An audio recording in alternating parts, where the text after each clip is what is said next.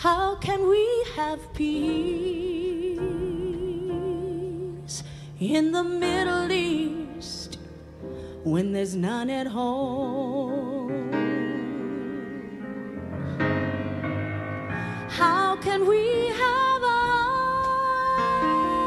understanding in the land when there's none in the woman? And there's none in the man.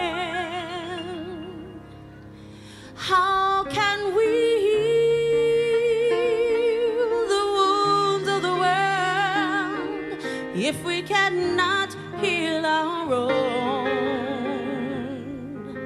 And where does this peace on earth begin if not in the home? Where do we go now? Do we let the devil in, or do we get up and fight? Surely we know how to conquer all our fears, bring an end to the violence, bring an end to the tears. How can we heal the wounds of the world if we cannot heal our own? And where does this peace on earth begin if not in the home? Well, there's too much talk about it, and too many walk without it. Tell me, where is love? Well, hello, my name is Randie Henderson. I am moderating tonight for the book club chapters 5 and 6 of We Are the Ones We Have Been Waiting For, of Alice Walker's novel, or book. I am moderating, and I am watching from Atlanta.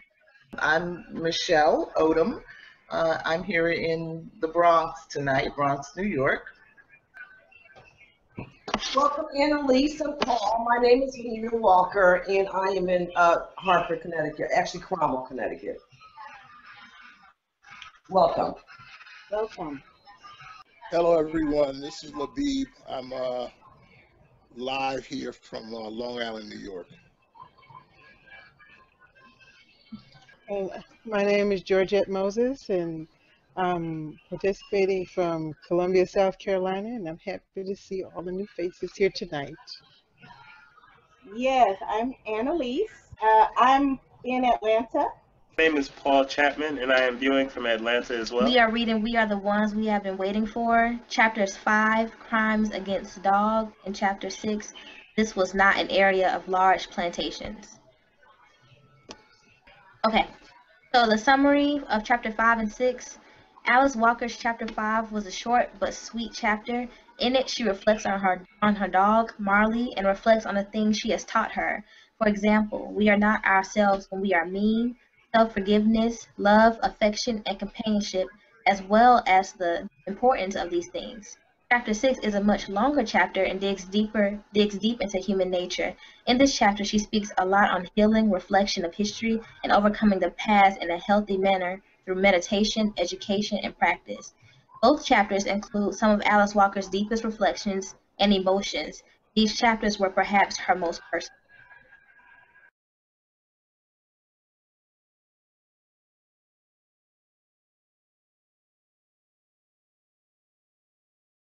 I'll do question 2 since the chapter was so short and I only had 2 questions for that chapter. Okay, so question 2. Dogs understand you ready? Yeah. Okay. Dogs understand something I was late learning. When we are mean to anyone or any being, it is because we are temporarily not ourselves. Question 2.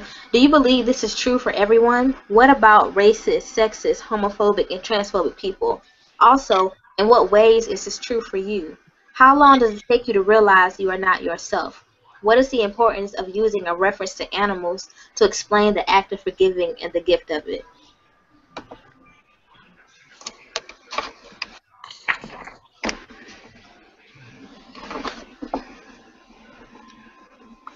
Can you repeat the question, Randie? Mhm. Um, do you believe this is true for anyone? When Alice Walker states, when we are mean to anyone or any being, it is because we are temporarily not ourselves. So what does it say about racist, sexist, homophobic, and transphobic people?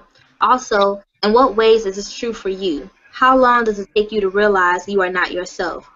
What is the importance of using a reference to animals to explain the act of forgiving and the gift of it? Hmm. Well, can I jump in? Yeah. Sure. Okay, so I think for me, it's important to understand Alice Walker's kind of like her view of humanity because move a little closer here because if she's saying that when you're mean to someone, and on the other side of that, she's also working with a specific understanding of what it means to be human.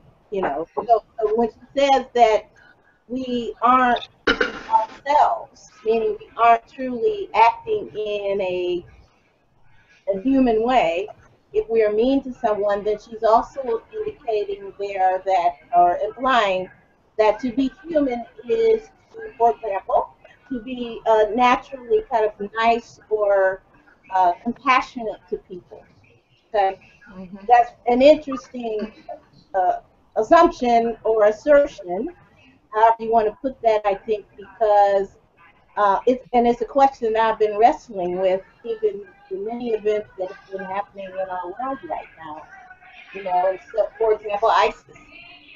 I'm thinking, do we really want to say that at the bottom of our humanity is this compassion and kindness? And I think that Alice Walker certainly would say that being the truth, you know.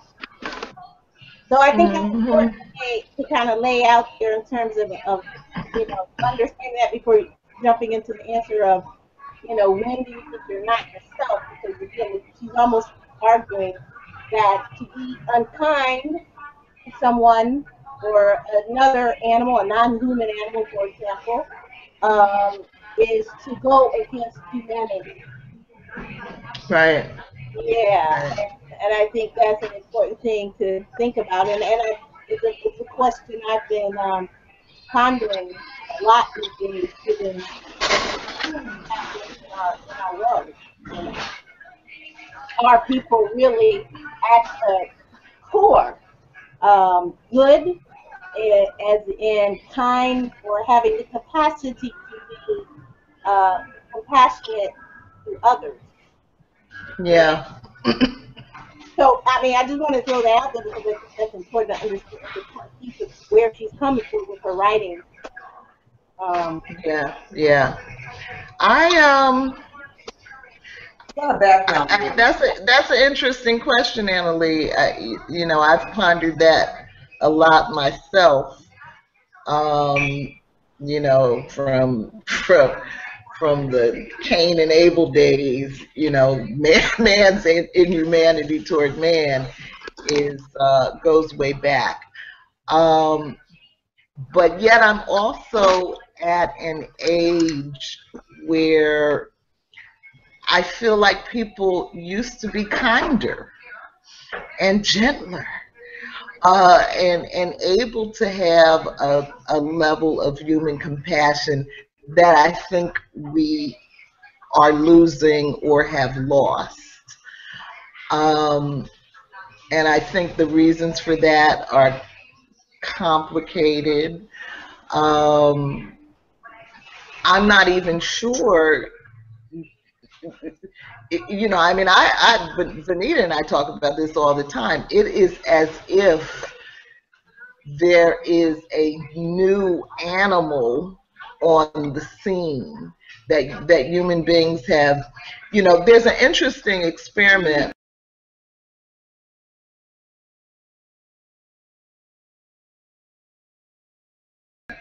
that was done in the 1930s by this doctor with cats, and it was looking at processed food and the effect that had on the body of the cats. And after 4 generations, the cats, each generation, the cats would get sicker and sicker. Their brain chemistries, the size of their brain started changing. They started having all of these physical ailments. By the time you got down to about the 4th generation, they couldn't reproduce anymore. And by the time, it was like there was no 5th generation. The processed food literally killed off these cats.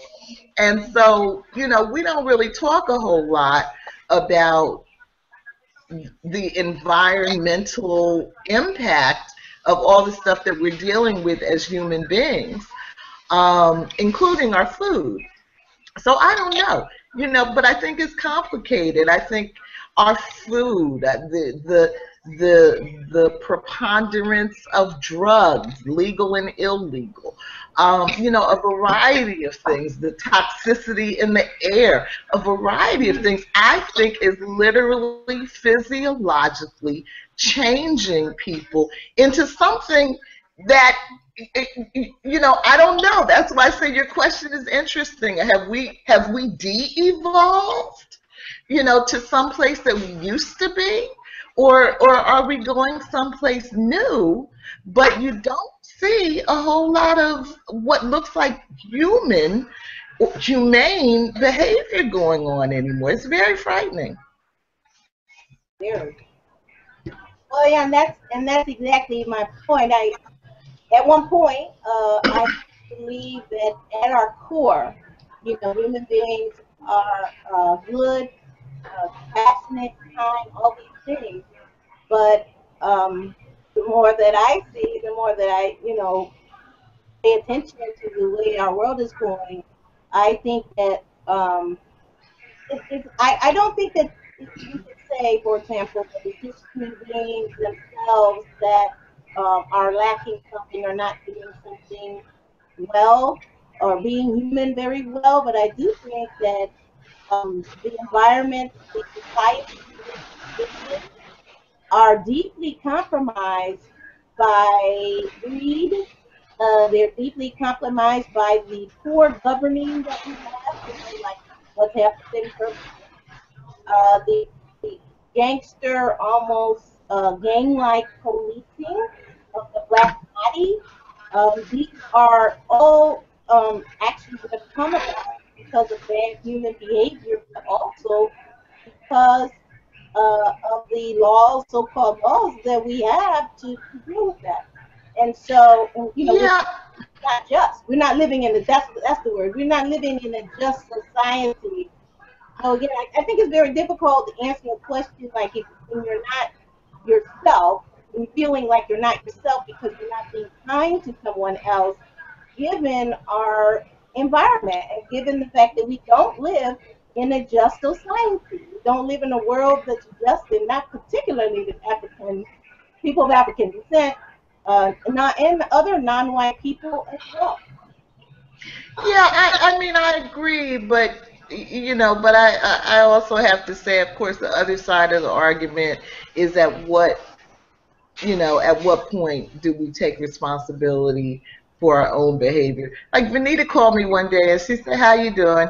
And I'm like, and I was in the middle of reading an article online that just happened this week. A 7-year-old boy was killed at a birthday party when 2 men got into an argument over a woman.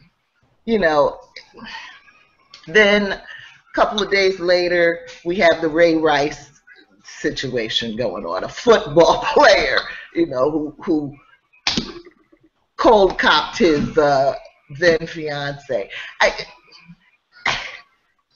Yes, we have been treated like less than human, and we are seemingly trying to do our best to live up to that rather than to prove it wrong. But you know, to me, you cannot expect the person that caused the problem to ever come along to solve your problem. You know, the goal of turning black people into slaves was to make them less than human. And so as much as it's true that we have been dehumanized and, you know, continue to live under incredibly oppressive conditions, it's not the oppressor that is ever going to solve that problem. You know, I promise you that. Oh, I agree with that, but I guess what I'm saying is after centuries and centuries of dehumanization, occupation, I mean colonization, I mean we can go on and on. How then do we expect the human to live to our best, to live in a what we consider again in a humane way, and I think it's important to define then what humane would be. You know, Mhm. when she has been historically uh, again, like you said, devalued or dehumanized time after time, generation after generation. Dysfunction in family is passed down over and over again, and we learn those patterns, and those patterns of dysfunction then are touted as normal. You know, I'm sure what Janae, she has shown us today. I mean, I stand with Janae because I think most of us are compromised by some higher power in our lives, whether it be a person, money, work, where money and work and one's occupation or one's profession that then hits us over and over again, abuses us, and we get up and we go back to it. And I think that for us then to look at Janae or people to look at Janae and say how could she, we have to then take a long look at us ourselves and just get back to the question, Randy, saying what am I doing in my day-to-day existence to be loyal to an abusive, malevolent power? And that power again that may come in the form of a non-animal form, again money, uh, Mhm. so what have you. So I just think that again has made me think: can we come down to just a kind of simplistic equation that oh, when I'm not feeling myself, because it makes me think of you, Simone. I wish I knew what it felt like to be free. I wish I knew what myself feels to be myself, my true self, because frankly, and I guess this is my answer to the question, day to day, I am trying to find myself. I'm trying to embrace, and I'm also trying to redefine myself, and in doing that in partnership with others and the world in which I live. And I hope that, I can't say that everybody's doing that, you know what I mean? But I know that that's what I feel like that's part of my task in life, Mhm. Mhm. to get back to myself, yeah, to come to myself, to define it. Go ahead, Kim. Sorry. Well, thank you. When I hear the question, I think what comes up for me is I think Iyanla Van Zant has this expression that you have to give from the cup. You have to give from the overflow, not from the cup. So that if you're giving, giving, giving, if you're doing so much and you're not filling your cup, and my cup is my soul. And so if I'm not doing things to enrich my soul, I will then be mean to people. I'll give too much. I'll work out addictions. I'll do whatever it is that is not healthy for me. But when I am working to nourish my soul, I return to myself, and I can go and sit in grass or in nature. I can go swimming. I can stop and listen to my breath. They're just things that I can do that remind me that I'm bigger than what may agitate me at the moment. My soul is so much deeper and bigger than racism. And when I hear all the things that are going on in the world, you know, sometimes I just want to go and get a gun and just do whatever that thing is. And then I have to remind myself that, one, I'm becoming an elder and that there are people watching me and that I am responsible for other souls. And so I sometimes have to snap myself out of it and say, you need to leave your life as an example for other people. And when I'm in the example, that's when I'm my true self. How often I slip out of the example is a concern because it's too often, but I'm growing and I'm evolving. So when I hear that question, that's what comes to mind, is that when I'm nourishing my soul, like this particular call, this is my third time being on this call, this nourishes my soul. And so I'm responsible for on a daily basis finding things like this to nourish my soul. And that brings me back to myself. So I guarantee you, once I am off this call, the conversation with my daughter and my family will be different. It'll be nicer because we've all had this chance to nourish our souls together. So that's what kind of came up for me when I was listening to Randie read the question. Thank you. Georgette, do you have anything before we move on? I just want to reflect on what everyone said here, and that it comes back to taking stock and recognizing when you're at that point that whatever it is in the environment or internally or externally that's causing you to do something that's contrary or against the path you'd like to be on, which would be positive, that you're conscious enough to recognize it and then do something different to change. So that's all I want to say. How can we heal the wounds of the world if we cannot heal our own? And where does this peace on earth begin if not in the home?